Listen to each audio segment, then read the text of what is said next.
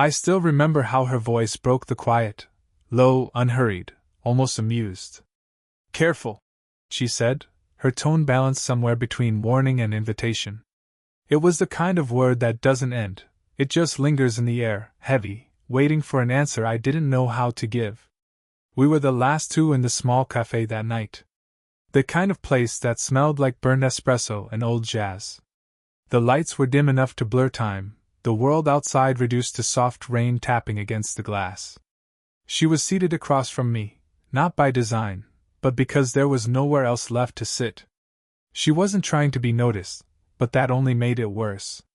Her presence filled the room without asking permission. Mid-40s, maybe? A white shirt rolled at the sleeves, a silver ring that kept catching the light, hair tied up carelessly as if she'd given up on perfection years ago. I couldn't stop watching her hands, how she held her cup too long after every sip, as if she was holding on to the warmth itself. I must have looked longer than I meant to, because she caught me. Her eyes met mine, calm and sharp all at once. "What?" she asked, not irritated, just curious. "Nothing," I said. "You just seem familiar." That made her smile, a small curve that didn't reach her eyes. "That's a dangerous thing to say," she murmured. There was a pause. The kind where silence becomes its own kind of language. I should have looked away, but I didn't. Her laugh came next, soft, like a confession. "You really are too young to be staring at me like that. And you're too confident to pretend you mind," I replied before I could stop myself. The moment stretched. She tilted her head slightly, studying me like a memory she couldn't quite place. "You shouldn't say things you'll regret later." "Then tell me not to," I said. She didn't. Instead, she reached for the sugar jar near my side of the table. Her hand brushed mine, just a second, maybe less, but something in that touch rewired the air. My pulse stuttered. Her fingers were cool, deliberate, and when she pulled back, she didn't apologize. Outside, the rain turned harder, a metallic rhythm against the window. I tried to focus on anything else, the flickering candle, the uneven hum of the ceiling fan, but everything circled back to her. She leaned in slightly, voice low. "You don't even know my name." "Then tell me," I said. "I will," she whispered, "when you stop looking at me like that." That made me laugh, quiet and breathless. "I don't think I can." Her expression softened. Something unreadable passed between us, not desire, not yet. Something slower, quieter. Recognition, maybe? Like we'd both been here before, just in different lives. When the waiter walked over to clear the empty cups, she didn't move her hand from where it rested, inches from mine. The air between us hummed. Every second felt suspended, teetering on the edge of something unnamed. Then she said it, almost to herself. "You'll forget tonight." The words felt like a promise wrapped in pity. I opened my mouth to answer, but before I could, the door at the front opened. A rush of cold air swept through, scattering napkins across the floor. She turned toward the noise, her profile caught in the amber light, elegant, untouchable. When she looked back at me, her eyes had changed. Softer. Sadder. And before I could ask her name, she whispered, "Don't follow me." Then she stood up, and walked out into the rain. But she was wrong. I've been reliving that night ever since that I didn't see her for 2 weeks. Not that I hadn't tried. I passed by that cafe more times than I care to admit, pretending to check messages or wait for someone. But she never came back. Until one afternoon she did. It was raining again, as if the weather had been waiting for her too. I was sitting by the window this time, halfway through a book I hadn't actually read. When she walked in, everything in me went still. She looked the same, hair damp, eyes unreadable, but there was something softer in her this time. Maybe she remembered too. "You're in my seat," she said quietly, half smiling. "I was hoping you'd say that." Her laughter was barely there, just a breath that escaped before she sat down. The same spot, the same table, but it felt like a continuation of something unfinished. For a while neither of us spoke. The sound of rain filled the silence between us, steady, familiar. Then she asked, "Do you always wait for strangers you barely know?" "Only the ones who tell me not to."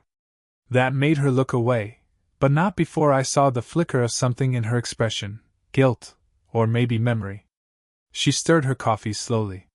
"You remind me of someone," she said finally. "He used to look at me like that, like I was still someone worth noticing." "Used to?" She hesitated. "He's gone." The word landed heavy, like a stone dropped in water. She didn't elaborate, and I didn't ask. I could tell it wasn't death she meant, just distance, or disappointment. Some people leave long before they actually go. She looked up again. "You're too young to understand that kind of thing. Try me." That earned me a real smile this time, tired but alive. She leaned back, studying me with the same quiet intensity I'd felt that first night. "You think this," she gestured between us, barely moving her hand, "is simple. It isn't. It never is."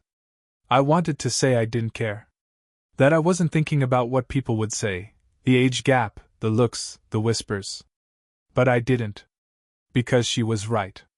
It wasn't simple. And yet, sitting across from her, it didn't feel wrong either. She reached over suddenly, brushing something from my sleeve, a raindrop, maybe, but her fingers stayed a second too long. Warm, steady, deliberate. My breath caught. She noticed, of course, and withdrew her hand as if it had burned her. Her tone shifted, quieter. "You shouldn't make me feel this young," she said, almost under her breath. I looked at her, the silver ring, the tired grace, the eyes that had already lived through more than I could imagine. "You shouldn't make me feel this old," I said back.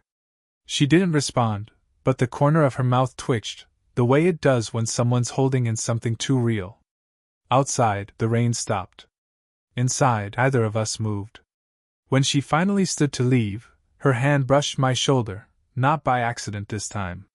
It was light, almost nothing, but it left my skin tingling, the kind of touch that lingers long after it's gone. "Next time," she said softly, "don't wait. Just ask." And then she walked out again, leaving the faint scent of rain, coffee, and something like regret hanging in the air between us. The next time we saw each other, it wasn't planned. It never was. I'd stopped by the library late, trying to finish a paper that refused to make sense. The place was mostly empty, just the hum of the fluorescent lights and the faint rustle of pages. And then I heard her voice. Low, careful, familiar. She was speaking to the librarian, her tone polite but distant, the same voice she used when she didn't want to be known. When she turned and saw me, her expression faltered. "You again," she said softly. "You sound disappointed." "Maybe I am," she murmured. "Maybe I'm not." She moved closer, books pressed against her chest. I noticed her perfume before anything else, something faint, like jasmine and rain. It made the air heavier. We found ourselves standing by the tall windows, half hidden by the stacks. Outside, dusk was fading into night. The reflection in the glass showed us side by side, her calm, me pretending to be. "Do you ever think about that night?" I asked before I could stop myself. She exhaled. "Every time it rains." There it was, too honest, too quick. She caught herself immediately, glancing toward the empty rows of chairs. "This isn't a good idea," she said. "Talking?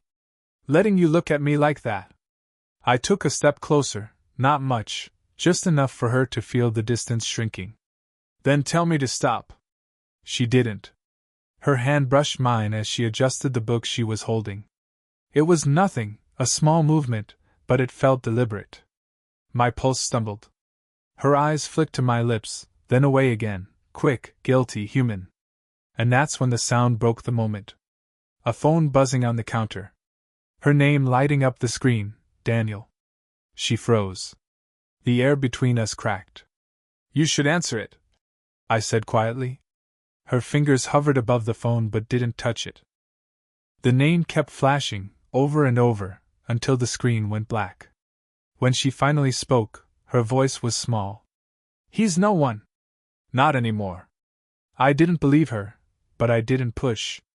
The silence between us said enough, the unfinished past, the reason she flinched when someone looked too long. She set the book down and turned to leave, but I caught her wrist, gently enough for her to stop, not enough to trap her. "Don't," she whispered, not pulling away. I know," she said. Her voice trembled.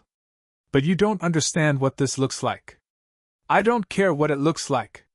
Her lips parted, a soundless breath caught halfway between protest and surrender. Her eyes met mine, close, so close I could see the reflection of myself inside them.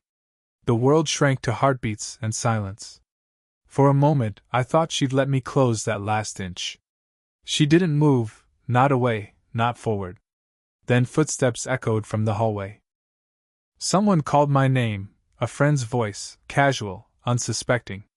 She stepped back instantly, the spell breaking. "Go," she whispered. "Please." I turned, hesitating just long enough to see her hand still trembling where mine had been. By the time I looked back, she was gone, leaving behind only the faint scent of jasmine and the feeling that the line between us had already been crossed, even without a kiss. It was late again, too late for coincidence. She texted me for the first time. "Can we talk?" No punctuation. Just that. When I got to her apartment, the hallway was quiet, lights dimmed to a dull gold. She opened the door before I could knock, like she'd been standing there the whole time, waiting. "Sorry," she said. "I shouldn't have called." "But you did," I said. The room behind her smelled faintly of candle wax and rain-soaked air. She stepped aside to let me in. Everything about her looked different in her own space, softer, realer. A mug half finished on the counter, music low enough to feel like a heartbeat. She wasn't dressed for guests. Loose sweater, bare feet, and maybe that's why I couldn't breathe right. We stood there for a while, the silence stretching thin. Then she said, "He found out I'd been seeing someone. The man who called you." Her eyes flicked up. "He's not my husband. Not anymore. But it still feels wrong." I took a step closer. "Wrong doesn't mean you don't want it." "Don't start," she said. "Not tonight." Her voice was shaking, though, just enough to betray her. I reached out, tucking a loose strand of hair behind her ear. She didn't stop me. Her breath caught, soft and unsteady, and when I let my hand drop, she leaned ever so slightly toward it, a reflex or a choice. "This isn't fair to you," she whispered. "You think I care about fair?" Her eyes searched mine, desperate, conflicted. "You should. You have a whole life ahead of you." "I've already lived too much of mine." I almost laughed, not because it was funny, but because it hurt. "You talk like time makes you untouchable." She shook her head. "No. Time makes me careful." Another step. We were inches apart now. The space between us felt charged, alive. Her hand brushed against my chest, the lightest touch, but it burned through my shirt. "Tell me to leave," I said quietly. "I can't." The admission hung there, fragile, electric. "You think this is just curiosity," she said, voice breaking. "You'll move on.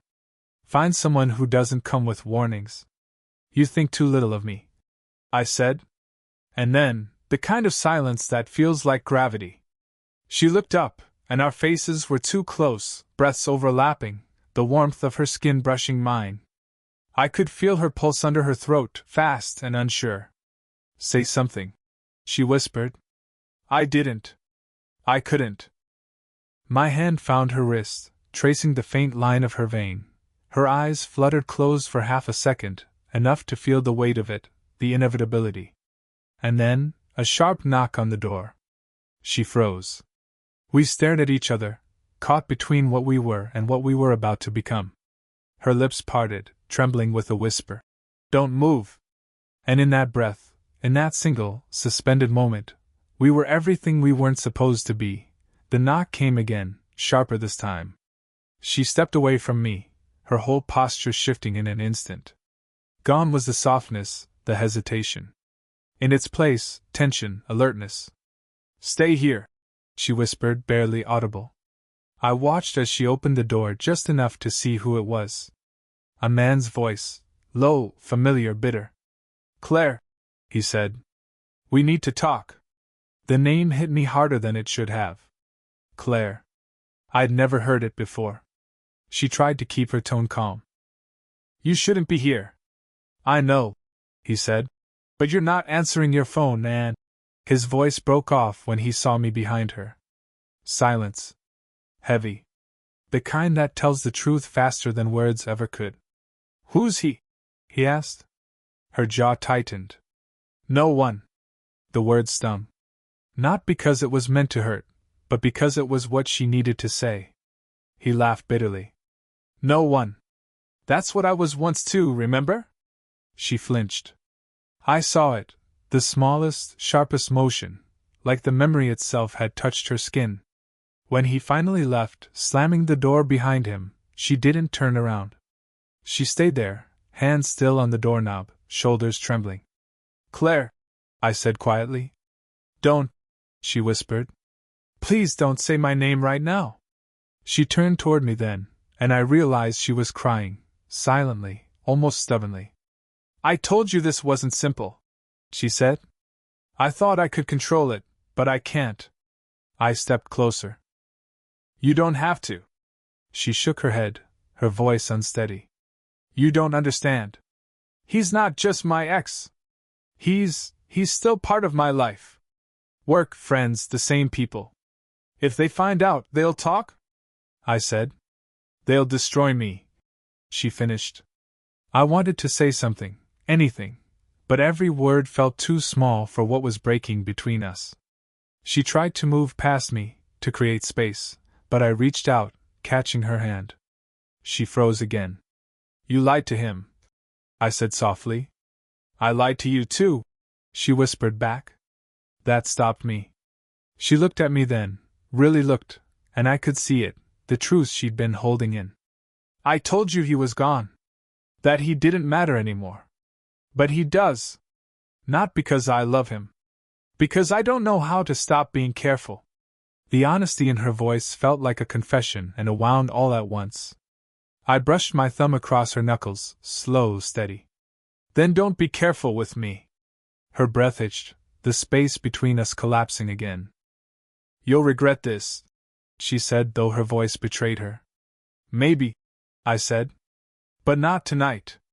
She stepped back, shaking her head, not in rejection, but disbelief. Her eyes glistened, torn between fear and something dangerously close to wanting. "You shouldn't make this harder," she whispered. I moved closer, close enough that her sweater brushed my chest, her pulse visible at her throat. "You already did." The candles flickered as if the room itself was holding its breath. Then she said, so quietly it almost disappeared into the silence. "Then stay." And for the first time, she didn't step away. She stood in front of me, still and trembling, as if one more breath might shatter her resolve completely. The room was dim, the only light coming from the candles burning low on her table. Outside, the rain had started again, faint but insistent, like it couldn't let us forget how this all began. "Claire," I said softly. She closed her eyes at the sound of her name. "Don't say it like that." "Like what?" "Like you already know what I'm going to do." She turned away, arms wrapped around herself.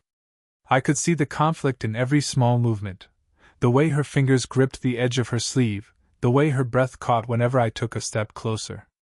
"This can't be another mistake," she said, barely above a whisper.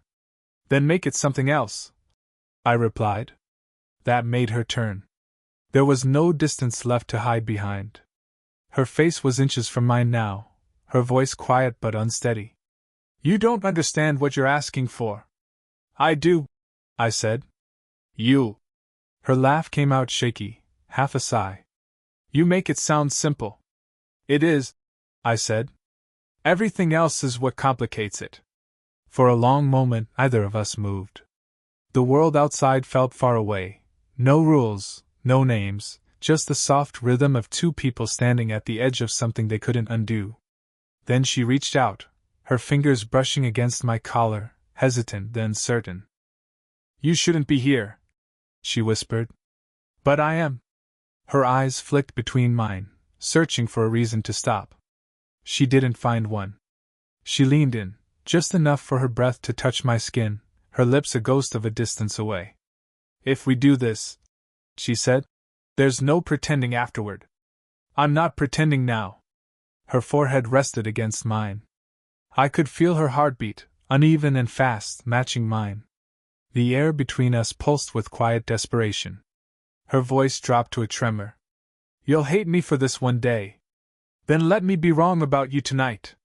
Something broke in her then, not loudly, but in the way her body stopped resisting, in the way her hands finally settled on my chest as if she'd been holding them back for years.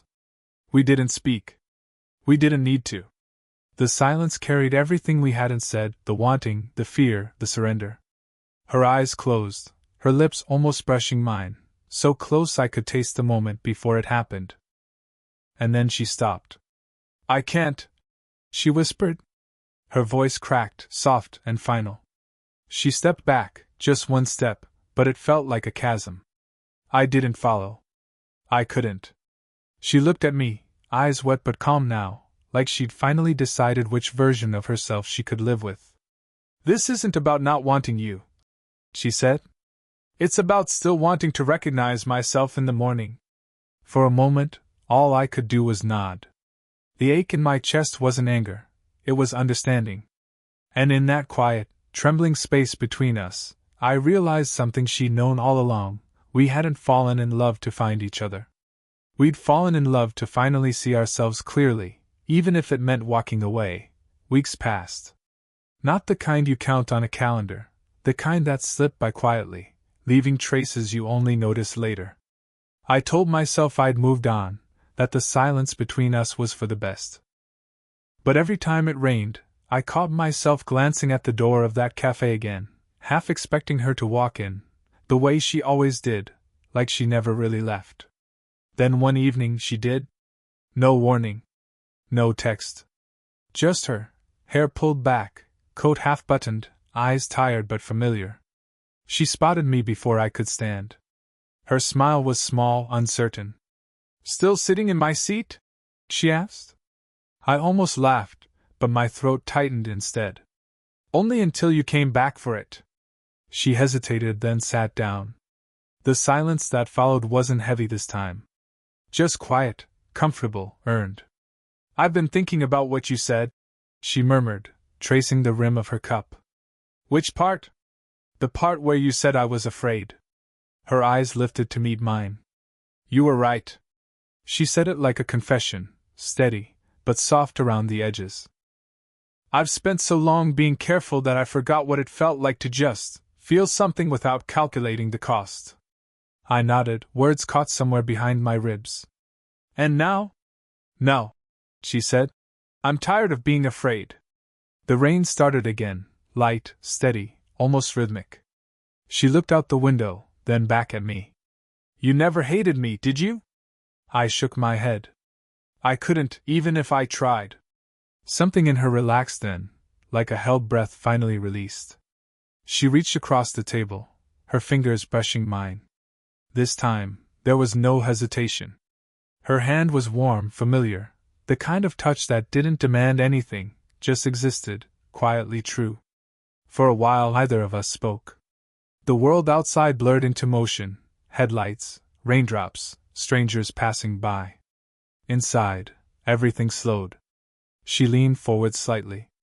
I thought ending it that night would protect us, she said. But all it did was make the silence louder.